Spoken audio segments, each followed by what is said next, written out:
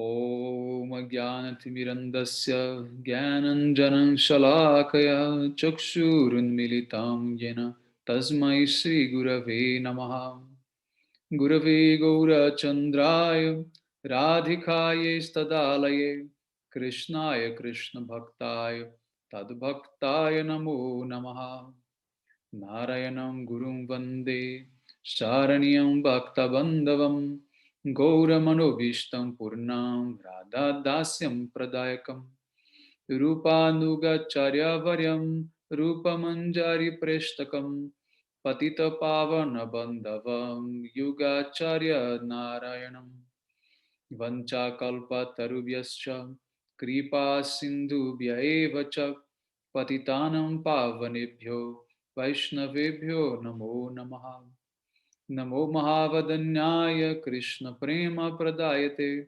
Krishnaya Krishna Chaitanya Namne Gaura Twise Namaha Shama Sundara Shikanda Shekara Ismera Hasara Murali Manohara Radhikara Sikamam Kripanide Swapriya Charana Kinkarim Kuru Tapta Kanchana Gaurangi Radhe Vrindavaneshwari Vrishabhanu Sute Devi Pranamami Hari Priye Vrindai Tulasi Devyai Priyai Keshava Sacha Krishna Bhakti Prade Devi Satyavatyai Namo Namaha Shri Krishna Chaitanya Prabhu Nityananda Shri Advaita Gadadhar Shri Vasadi Gaura Bhakta Vrinda Hare Krishna, Krishna Krishna, Hare Hare, Hare Ram, Ram Ram, Hare Hare.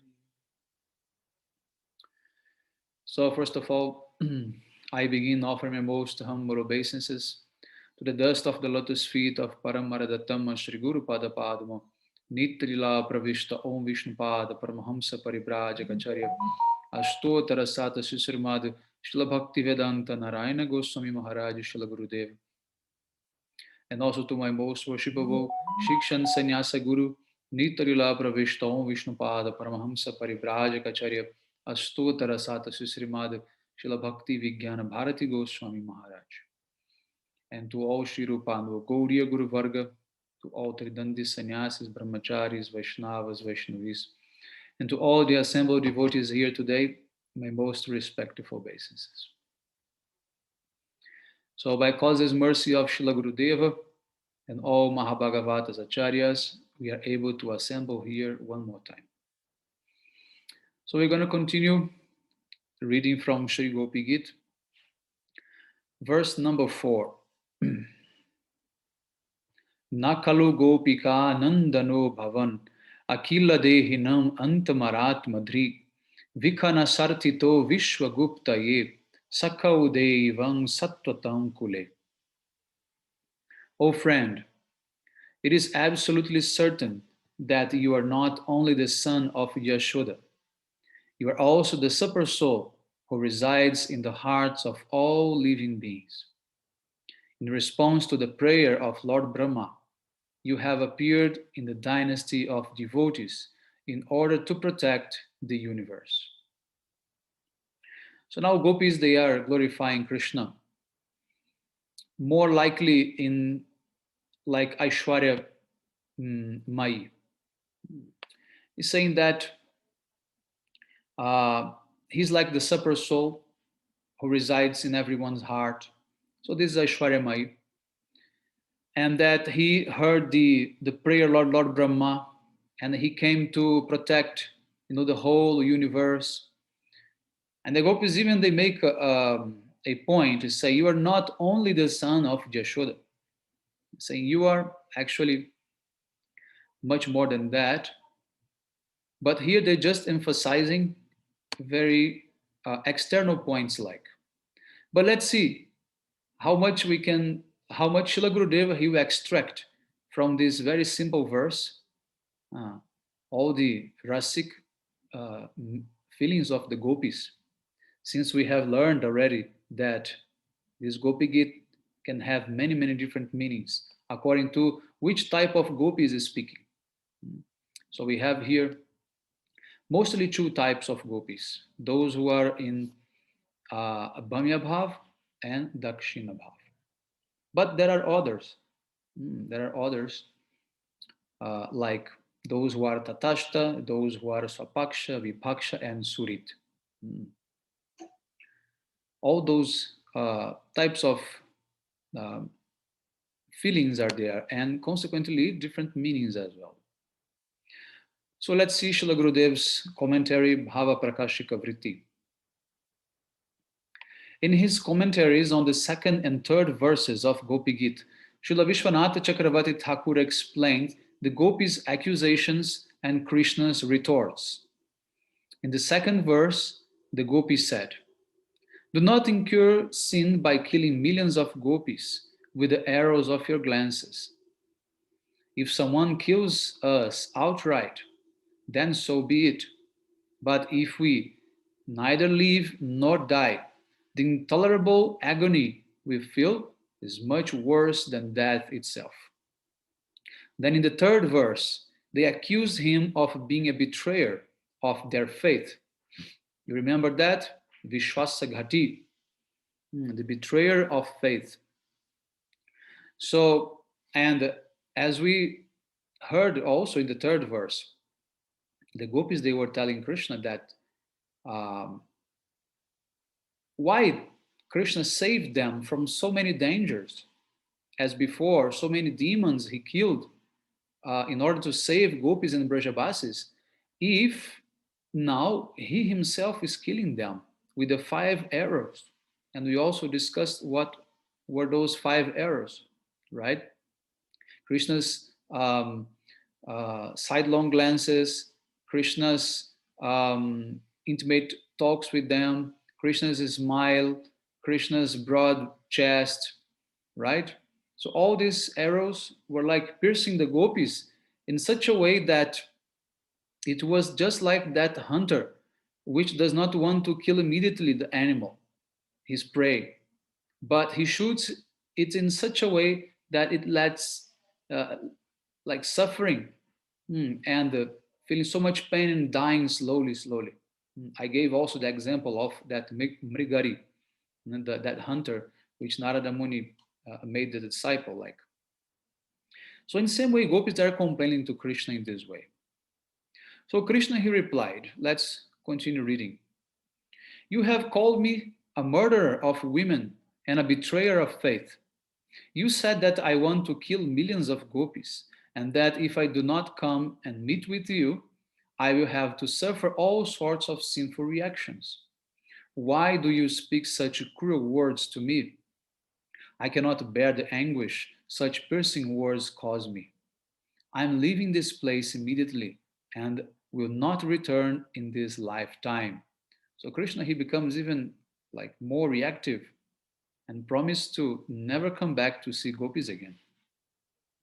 Seeing Shri Krishna's face so filled with pain, the gopis feared he had become angry. What will happen if he does not return? They wondered. Their own anger subsided and they now speak the present verse. It means that uh, now they have to please him. Now they have to come down and stop accusing him and stop like abusing him. And now they have to praise him. So now gopis say, "It was actually our mistake to carelessly speak those words." They tell him, "Really, you are our friend." They express a variety of moods to make him pleased with them. The gopis also, they know how to, um, what to say, um, move back, you know. They know how to attack, but they also know what's the proper time to stop attacking. Uh, Krishna, he's not like tolerant like forever. He also has limits, and gopis, when they feel they are actually exceeding those limits, they will immediately come down and they will start speaking the opposite because they don't want to make him really upset. You know, remember that all these um, accusations, they are just to increase the greed for the meeting and so many things like that. It's not really for um, like punishing Krishna in the right sense, like in the true sense. So now gopis, they again, they are very, calm and very easy. So now gopis, they are saying, Nakalu gopika nandano bhavan. Kalu means surely. Gopika Nandana refers to Jashoda Nandana, the son of Jashoda. And Bhavan means you, Krishna. Hmm. So the gopis say, you are certainly not the son of Jashoda. Akila Dehina means for all beings. And Atmaratmadri means Paramatma, the super soul, the partial expansion of Krishna who is situated in everyone's heart. As the constant witness of everyone's activities, Paramatma awards the consequences of one's good and bad activities. And at the same time, he remains completely neutral. He is not personally entangled in the good or bad results of anyone's activities. Vikana Shartito Vishwaguptaye. Vikanasa refers to Lord Brahma. Artita means by the prayer. And Vishwaguptaye means for universal protection and welfare.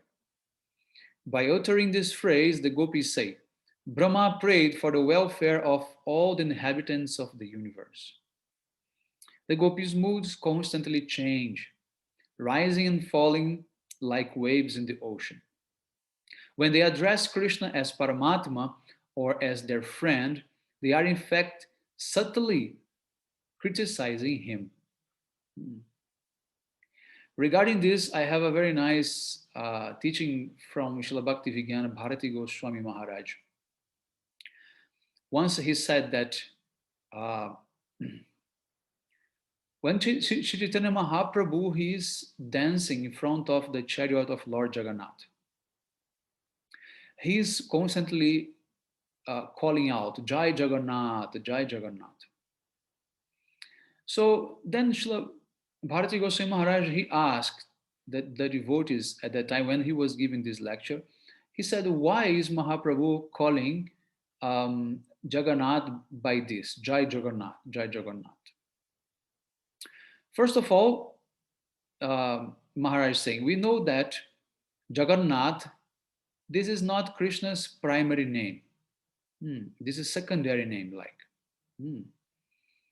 So, because secondary names, Gona names, they are related to the material world, like Jagannath, Jagadish, Parameshwara, like this. And Mukhanam, we have Madhuremai and Aishwaryamai names. Like Mukhya means primary names. So Jagannath, he is the Lord of the universe, means the material universe, means this is Gaunanam, secondary types of names. And Chaitanya Mahaprabhu, he knows that Kirtan should be done with primary names. So he shouldn't be doing such Kirtan by calling Jai Jagannath. He should be calling Jai Govinda, Jai Gopinath, because he knows Jagannath is Krishna. And himself, he told, Vigrahanatumi Sakshada Brajendra Nandan. Means you are not just like this Vigraha, you are directly Brajendra Nandan Krishna. So what is the reason that Mahaprabhu is addressing Jagannath like this, by these words, Jagannath? And no one could give answer to Srila Maharaj at that time. And Maharaj gave a very remarkable answer. He said, what is the mood of Jagannath Rath Yatra? When the chariot is going on in the grand road and devotees are performing kirtan and Mahaprabhu is dancing, what is this, what that lila represents?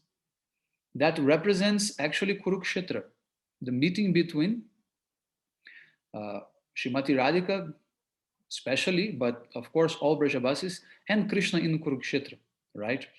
So after 100 years of separation, gopis are meeting with Krishna, they are in Kurukshetra, and they are not happy to see Krishna in that context, right? And they begin actually to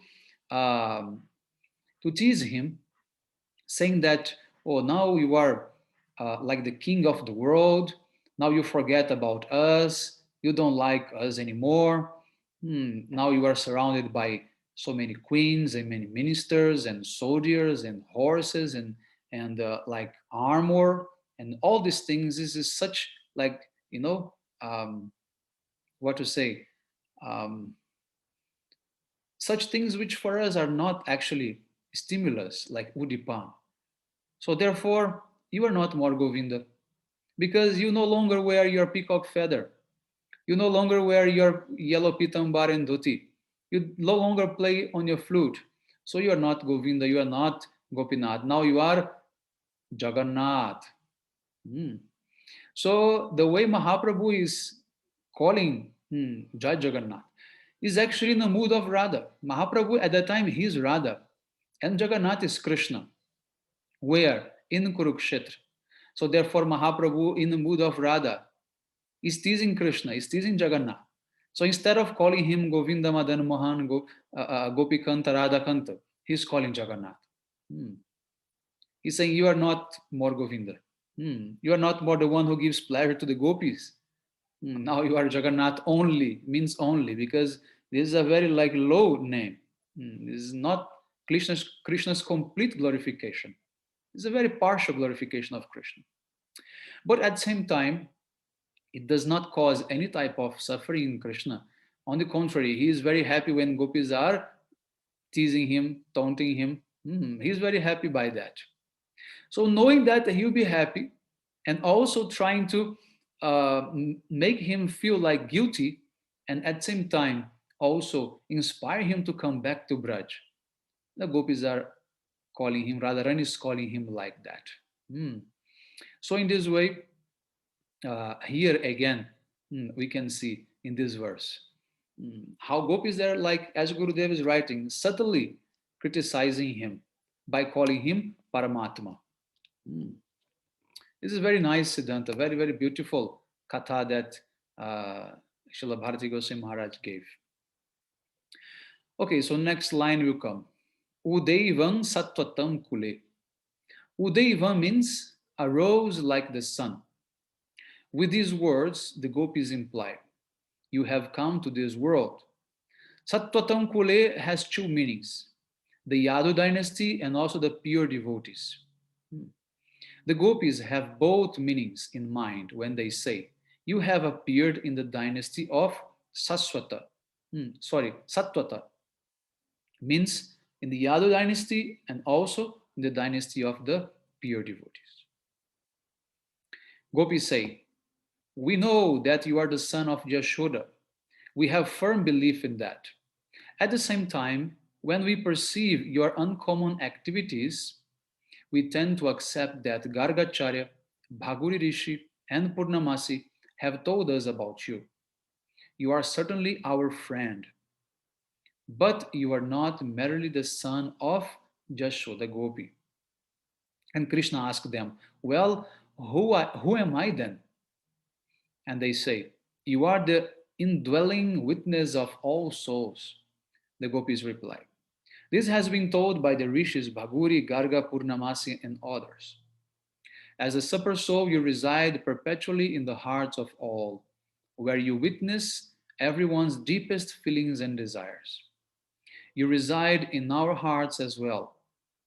So you must know the depths of our sadness and the misery we feel in separation from you. Therefore, do not be upset with us. Kindly be pleased. So here we know that when Krishna he born, Gargacharya, Purnamasi, Bhaguri Rishin, they they read Krishna's horoscope, Krishna's chart.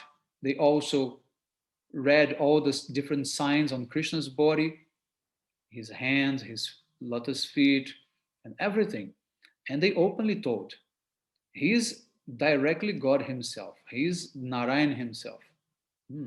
He's not any ordinary person. So now gopis are bringing that out to again tease him because he doesn't want to be called like that. In Vrindavan, if you call Krishna as God, he'll definitely run away from you. So now gopis, they are like, you can see that they calm down. They're not accusing him, but still they have not directly praised him. They are gradually again, bringing him to a very, what to say, delicate situation and teasing him like, you know, indirectly. So now Krishna is saying, you tell me that I am Paramatma and that I reside in everyone's heart. If this were true, how could I have come before you? I'm here and you are seeing me. The witness within everyone's heart is not seen by anyone. And Gopis replied, Lord Brahma prayed to you and worshipped you for the protection of the entire world. You became pleased with his worship and assumed a form for the world's protection. But actually, you have no material form. Oh, now Gopis, they have gone too far. Now they're telling Krishna that his source is Brahma. He's coming from impersonal Brahma. Mm. And he has no material form. Means no one can see him actually. He has just taken this form for the protection of the world so the world could see him. Oh, clever gopis who are expert in ras, Krishna is saying, if you know all these profound philosophical truths that I am the super soul, the witness of all, and he who bestows the results of everyone's fruitive activities, why have you spoken to me with piercing words? Now Krishna is giving back. Say, if I am such authority, then how can you speak like disrespectfully with me? And the gopis say, oh Saka, oh friend, although you are the super soul, in response to the prayers of Brahma to protect the world, you came here to Vrindavan and made us your Sakis. Having obtained a friend like you, we became so pleased that we sank in an ocean of bliss. The familiarity that comes from such intimate friendship blinded us to your real identity. And that is why we spoke in this way. Please consider that we are also within this universe and protect us as well. Oh, gopis, they are so innocent. Just in a matter of 2 minutes, they have realized that Krishna is Paramatma. As before, they haven't.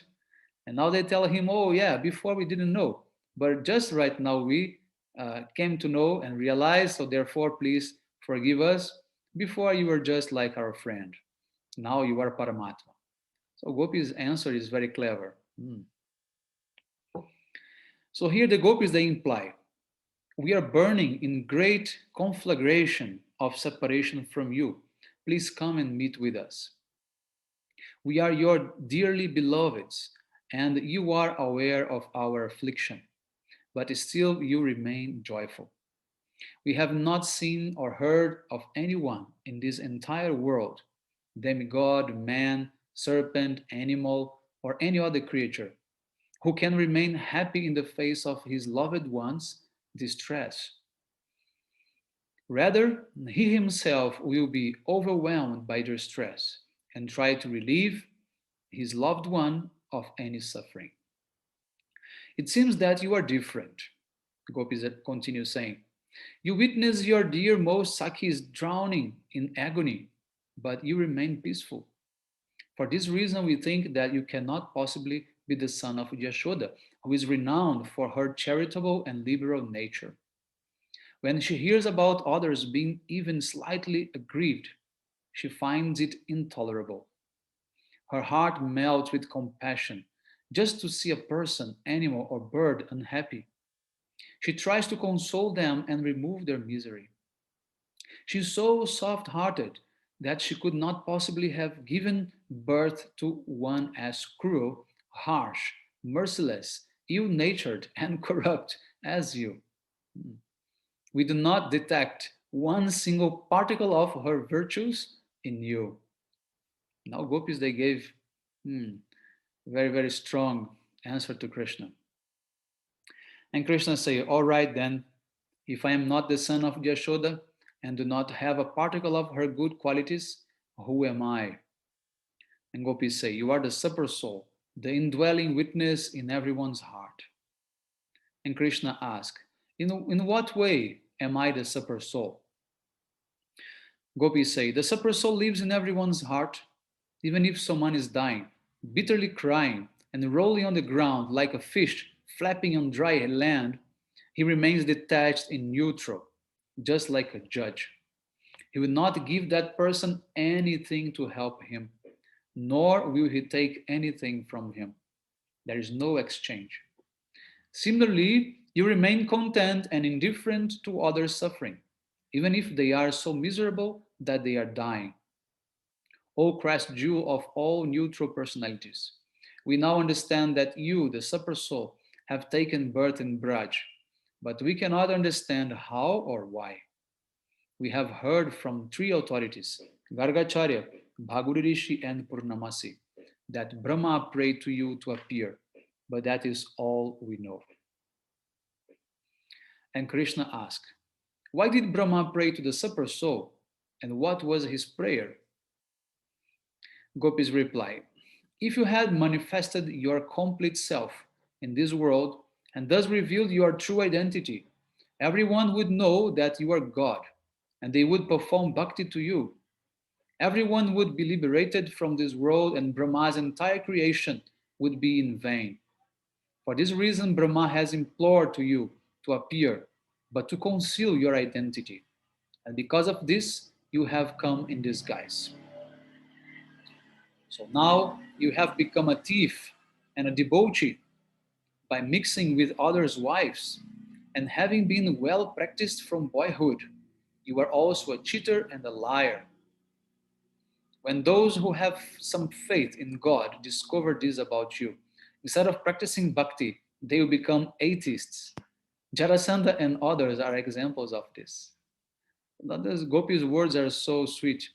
Hmm. They are actually finding even more reasons to chastise Krishna. And they say that if you would reveal your real identity to everyone, everyone would become atheist and lose faith for bhakti because someone like you can never be God. You are a liar, a cheater, everything worse in this world. So now Srila Gurudeva he is saying, Jarasandha, Karna, and Duryodhana were not demons originally. Jarasandha was previously a righteous person, and like Karna, was adorned with the noble qualities of honesty, generosity, and kindness. Narakasur was also not a demon at first, but by the association of Kalayavana and others, he became a demon. All these demons had only two faults. They had no friendship with devotees and they were opposed to Krishna. This makes one a demon. Okay, so based on this description that Srila Gurudev is giving, I think we are surrounded by so many demons. Hmm. So basically, if you have no friendship with devotees and if you are opposed to Krishna, then you are a demon. This is the definition of a demon. Srimad Bhagavatam 5:18-12 states, Yasyasti bhaktir bhagavati akinchana sarver guneis tatra samassate sura hara abhaktasya kuto mahadguna manorathena sati dhavato bahi. All the demigods and their exalted qualities, such as religion, knowledge, and renunciation, become manifest in the body of one who has developed unalloyed devotion for the Supreme Personality of Godhead, Vasudev. On the other hand, a person devoid of devotional service and engaged in material activities has no good qualities. Even if he is adept at the practice of mystic yoga or the honest endeavor of maintaining his family and relatives, he must be driven by his own mental speculations and must engage in the service of the Lord's external energy, Maya. How can there be any good qualities in such a man? So basically, the verse is saying that um, even though demigods and anyone who have many good qualities, if they are not practicing bhakti, then they actually don't have good qualities. Good quality means to be a devotee, to engage in bhakti. This is like the real good quality of someone, right? Okay, so continue here, Shri Gurudev is saying. Devotees have 26 commendable qualities. Devotees, like general devotees, they have 26 commendable qualities. If a person has 25 of these qualities, but is not fully surrendered to Krishna, he is still a demon to some extent. For demons can also possess many wonderful qualities. If someone simply surrenders to Krishna, these other virtuous qualities are bound to come to him sooner or later. And even if they do not come, there is no harm. This one quality alone, which means full surrender to Krishna, is enough to make one a pure devotee. So, this is a very important teaching here. Srila Gurudev is saying demons can also possess many wonderful qualities. And we just have seen now from this past Nishinga Chaturdasi, we had opportunity again to hear this lila, and we can see how Hiranyakashipu, he has many good qualities. He is learned in Shastras, he's capable of performing so much austerities, he's very intelligent, he has so many good qualities. But still, he is opposed to Krishna and inimical to the devotees. So that makes him a big demon, right?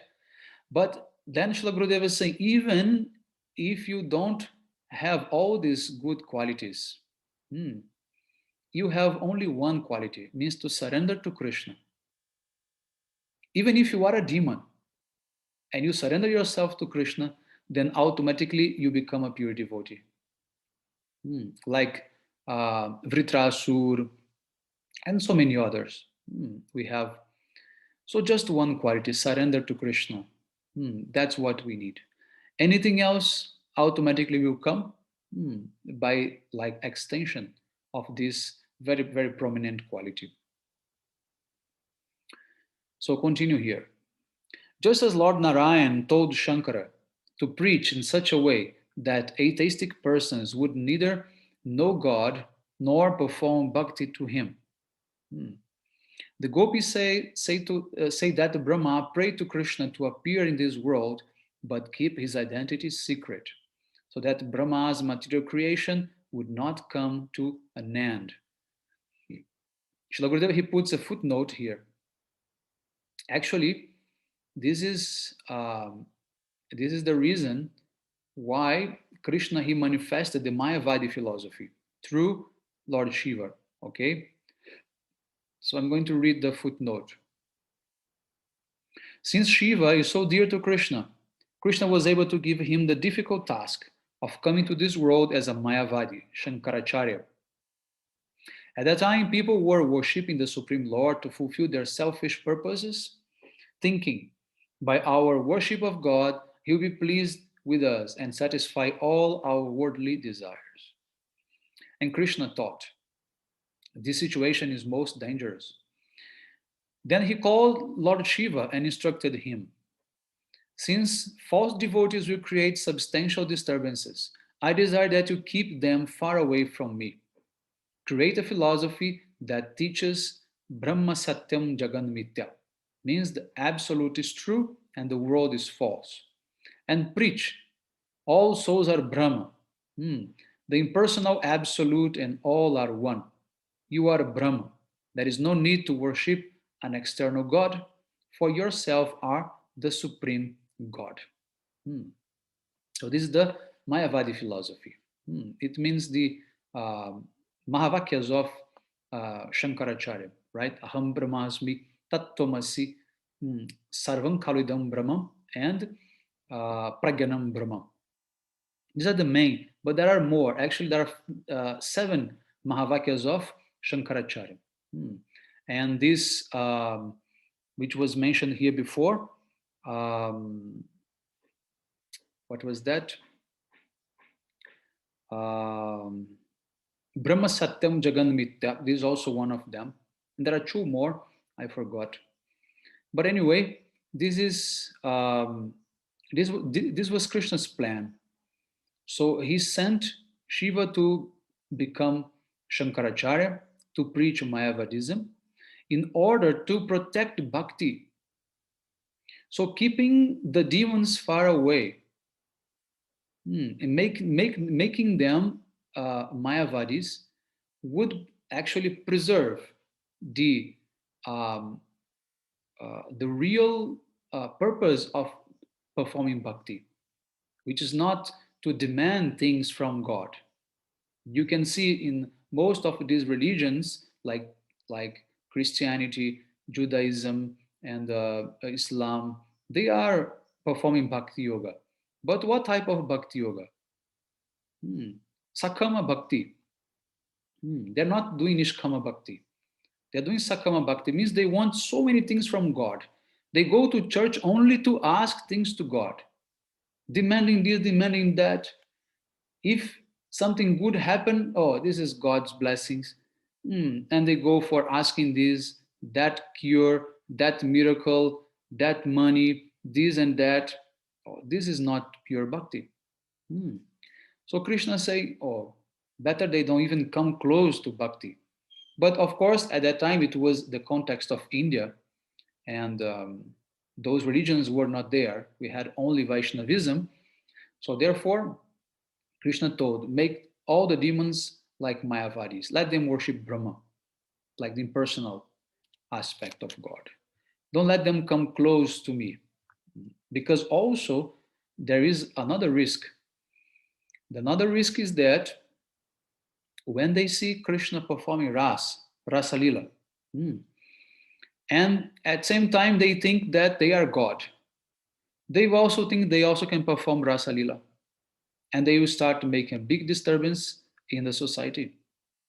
So if God is not Krishna, if God is Brahma, then Brahma is not doing anything. Brahma is just there, just like light and energy.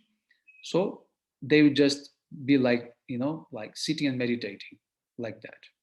So in this way, Krishna, he made this plan, this arrangement. So in the same way, gopis, they are actually using this to compare the calling of Brahma to Krishna, like and keeping Krishna's identity secret, hmm, so that no one would know that God was there in the world, like personally, and everyone would start worshiping him, and then the creation would come to an end. What is the meaning of this? The creation coming to an end is not actually explained here, but actually in the Devi Purana, when Krishna is talking to Lord Shiva and instructing him to create this Mayavadi philosophy, um, he's telling to actually Lord Shiva in this way. He's saying, put everyone under illusion so the population can increase constantly. Because if everyone becomes liberated, then there will be no, what to say, um, means more people born in this world. So it is necessary. So we can see clearly how Krishna himself, he's actually helping the process of making Badajivas. Hmm. Himself, he's making sure there will be Badajivas there in the material world. It should be. It should have Badajivas here. It's a part of Krishna's plan to have Badajivas. For so many reasons, I'm not going to describe over here because it's going to skip so much from our subject, but there are many reasons. So let us continue here reading what Srila Gurudev. Now, Gopis, they are saying, they taunt Krishna. You have appeared in the dynasty of the Yadus, the dynasty of saintly devotees, Sattvatam Kule. Yet you steal others' wives. This is evidence that you have abandoned the qualities belonging to the super soul. You have deviated from your own nature. By addressing Sri Krishna as their friend, the gopis actually tease him, for they imply that it is his impiety and immorality, his meeting with others men's wives, that has made him their friend. So now you are our friend, the gopis say. Someone who is a friend will want to remove his friend's unhappiness somehow or other. But you are not doing anything to remove our painful feelings of separation. You are indifferent to our suffering. Now, we still look at some of the specialities of Srila Jiva Goswami's Sri Vaishnava. Okay, now that commentary is over, and now Srila Gurudeva is coming to explain now the specialities of Srila Jiva Goswami's commentary. Before, it was all about Srila Vishwanatha Chakravarti Thakur's, mostly. And then Srila Gurudeva is saying, there in Vaishnava Toshani, Srila Jiva Goswami states that this fourth verse explains the gopis' mood in their glorification of Krishna's extraordinary activities. In verse 3, they told him, "You killed many demons, you lifted Govardhan hill, and you gave salvation to Aghasur."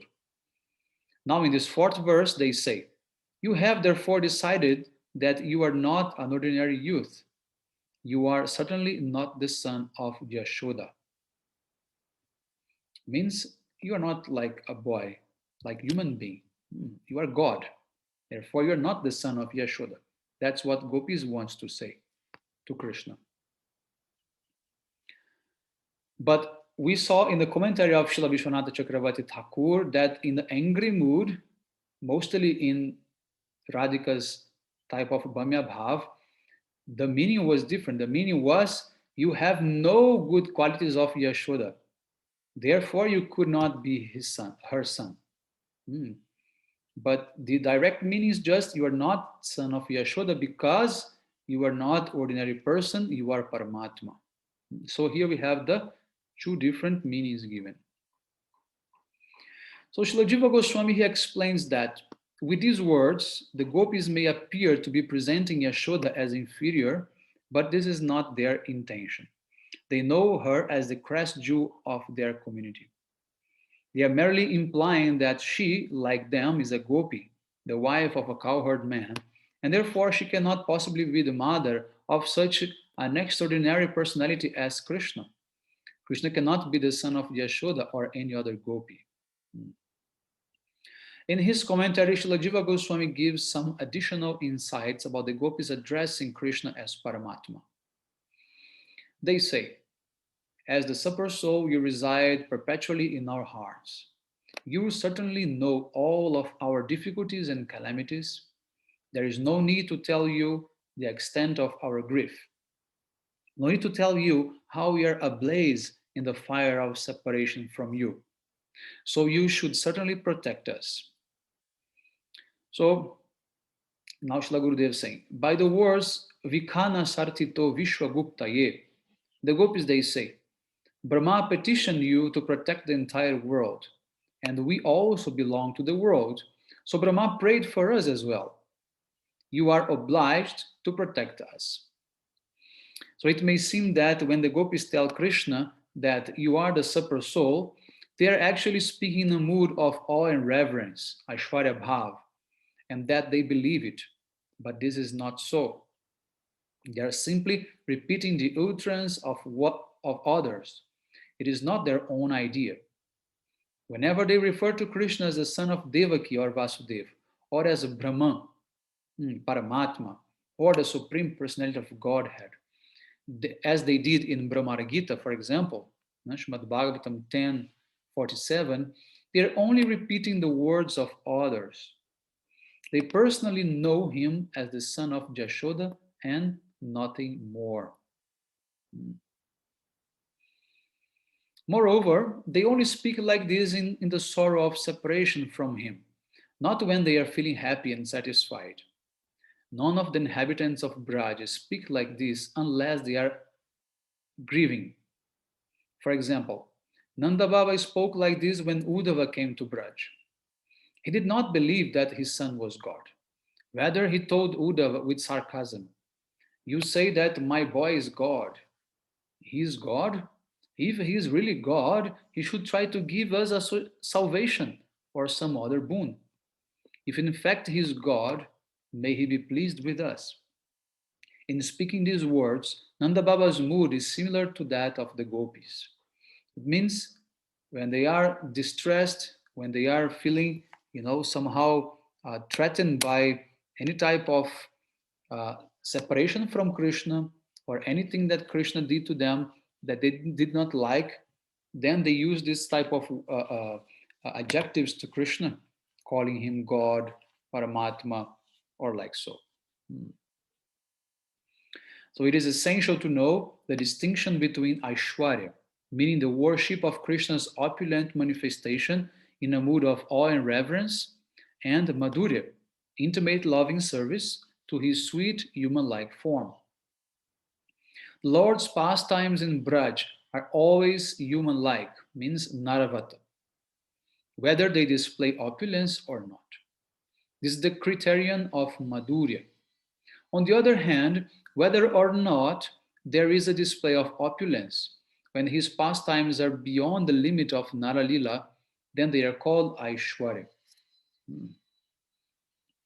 The abounding opulence displayed by Krishna in his Madhurya pastime in Braj does not even slightly impede the sweetness and intimacy of those pastimes, because the residents of Braj are always without a tinge of awe and reverence towards him. What does it mean? It means that no matter how much opulence Krishna he displays in Braj, okay, it is always under the jurisdiction of sweetness. For example, he lifted Govardhan Hill, 7 years old. This is very opulent, but still, it was always done under the atmosphere of Madhurya. Means whatever he exchanged with the Brajabasis at that time, it was all Madhurya. It was all Madhurya. Mm.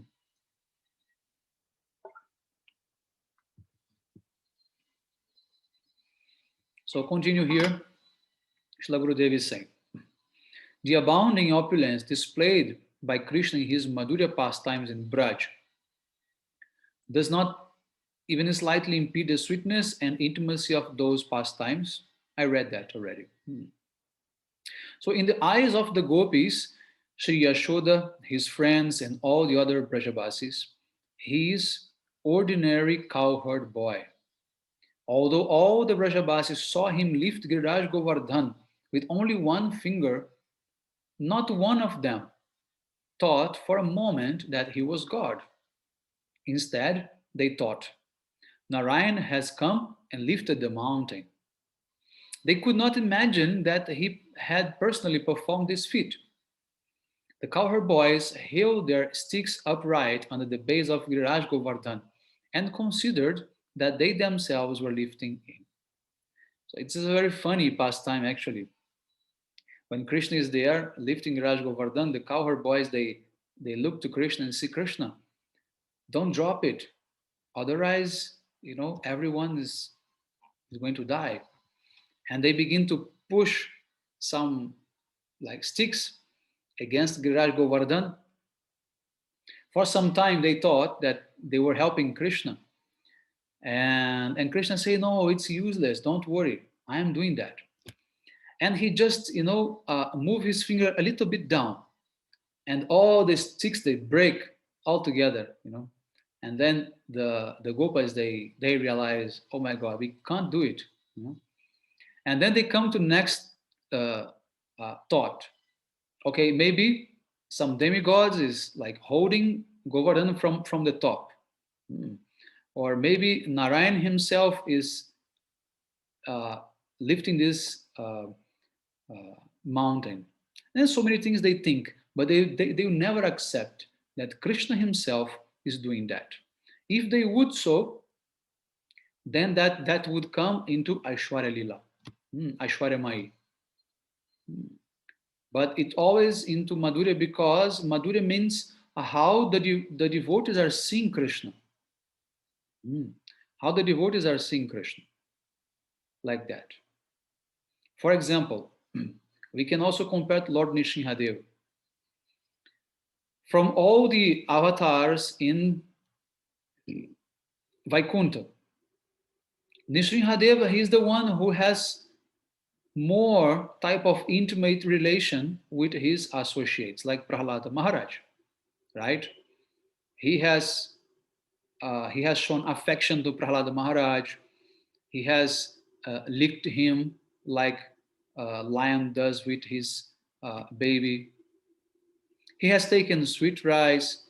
He has, you know, uh, performed a very type of intimate talk with Prahlada Maharaj in different way. Hmm. So, but still, Prahlad never saw Nrsimhadev as someone who is in the same level as him, like in Sakyarasa, for example. Hmm. He never saw, he always saw Nrsimhadev as his master. Hmm. So therefore, all the lila is done under Aishwaryamai. Because the way Prahlad sees Nrsimhadev, no matter how much intimate affection or relation Nrsimhadev can display to him, he's always seen Nrsimhadev as his master. Therefore, this is in category of Aishwaryamai. In opposite, Krishna is always being seen as someone like them, like from equal level, from friendship equal level, or even superior level. Means Vatsalya sees Krishna as inferior to him, to them, because Krishna is dependent to them. And what to speak of Madhuri, hmm, who has complete freedom in relationship with Krishna. Okay, so it's a very clear um, description about these differences between the display of Aishwarya in Braj and Madhurya in Vaikuntha, for example. So let's continue here. We are just about to finish this verse, so I'm going to take a little bit more, maybe 10 minutes more, and then we can continue that and finish this verse, okay, at once. So now Srila Gurudev is saying, there is far more Aishwarya in Vrindavan than in Vaikuntha or Dwaraka. But in Vrindavan, all Aishwarya is covered by Madhurya. For example, when Shri Krishna killed Aghasur, it was not an insignificant act. That pastime contained much Aishwarya. Still, the Brajabas did not think Krishna to be God. They simply thought Narayana has performed this deed. Srila Jiva Goswami gives an additional explanation of Kalu, means certainly. In the first line of this verse, Nakalu Gopi Kanandano, the gopis say, you are certainly not the son of Yashoda, and yet at the same time you are Paramatma. How is this possible? Brahma has prayed to Paramatma, to you, and you have therefore appeared in this world in the form of Yashoda's son. He prayed to you to come and keep the world safe and nourished. We are also in this world, so you should protect and nourish us as well. There is another speciality in Srila Jiva Goswami's commentary, wherein he discusses the word na or not. Na means na kalugopika means not is not. He explains that na, which is seen only in the beginning of the first line, may be applied to all four lines as follows. Nakalu gopika nandano means you are not the son of Yashoda. And na akila dehinam antarat madrik means you are not the indwelling super soul of all living entities. Then second line, and then third line, na vikana shartito vishwaguptaye. Brahma has not prayed to you to protect the universe. And last one, nau deivang satvatang kule means you could not have come in the dynasty of devotees. So you can see the structure of the Sanskrit verse. It starts, the first line of this fourth verse is Nakalu Gopika, Nandano Bhavan. You can just consider that this sentence, this line is negative because it has na in the beginning. But now Jiva Goswami is saying no, na is the beginning for the whole verse, means for the four lines. Means he's saying not to all the four lines. Means he's saying not to all the four lines, not only to the first line. Means second line says that Krishna is Paramatma. And Jiva Goswami say, Gopis say he is not Paramatma. And third line say he prayed to Brahma and say he is not praying to Brahma. And then he has come in the dynasty of devotees. It means he has not come in the dynasty of devotees. So this is another interpretation Jiva Goswami is giving. So with na common to all four lines, each line can be explained in this way. Nakalu Gopika, you are not the son of Yashoda, but the indwelling witness in the hearts of all entities. This is evident in your cruelty and heartlessness. Na akila dehinam antaratmadrik. Actually, you are not Paramatma. Paramatma knows everyone's happiness and distress, but you do not know the extent of the pain in our hearts. Na vikana shartito vishwaguptaye. It cannot be true that Brahma prayed to you to come and protect this universe. If you had come in response to his prayer, you would actually protect everyone, including us. Now, Devang Satvatankule, you could not have appeared in the dynasty of devotees. Why do we say this? Because we see that you have none of the qualities of a devotee. So, in this way, it ends the purport of the fourth verse of Sri Gopi-gita. Hare Krishna.